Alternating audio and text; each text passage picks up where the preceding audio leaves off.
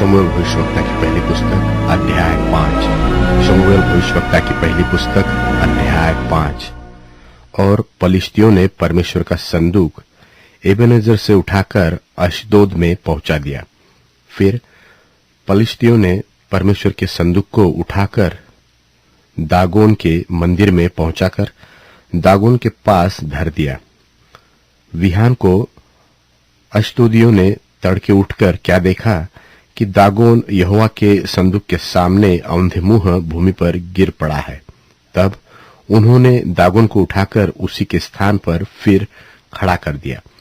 फिर बिहान को जब वे तड़के उठे तब क्या देखा कि दागोन परमेश्वर के संदूक के सामने औंधे भूमि पर गिर पड़ा है और दागोन का सिर और दोनों हथेलियां डेवढ़ी पर कटी हुई पड़ी है। निदान दागोन का केवल धड़ समूचा रह गया। इस कारण आज के दिन तक भी दागोन के पुजारी और जितने दागोन के मंदिर में जाते हैं वे अशदोद में दागोन की देवड़ी पर पांव नहीं धरते। तब यहोवा का हाथ अशदोदियों के ऊपर भारी पड़ा और वह उन्हें नाश करने लगा और उसने अशदोद और उसके आसपास के लोगों के गिल्टियां निकाली। यह हाल देखकर अशदोद के लोगों ने कहा, इस्राएल के देवता का संदूक हमारे मध्य रहने नहीं पाएगा, क्योंकि उसका हाथ हम पर और हमारे देवता दागोन पर कठोरता के साथ पड़ा है। तब उन्होंने पलिश्तियों के सब सरदारों को बुलवा भेजा और उनसे पूछा, हम इस्राएल के देवता के संदूक से क्या करें? वे बोले, इस्राएल के देवता का संदूक घुमाकर गत नगर में पहुंचाया जाए। तो उन्होंने इस्राएल के परमेश्वर के संदूक को घुमाकर गत में पहुंचा दिया।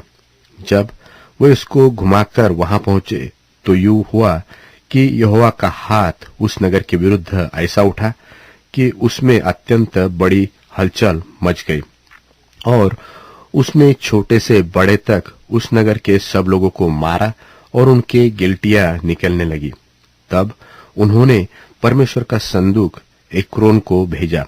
जो ही परमेश्वर का संदूक एक्रोन में पहुंचा त्यों ही एक्रोनी यह कहकर चिल्लाने लगे कि इस्राएल के देवता का संदूक घुमाकर हमारे पास इसलिए पहुंचाया गया है कि हम और हमारे लोगों को मरवा डाले।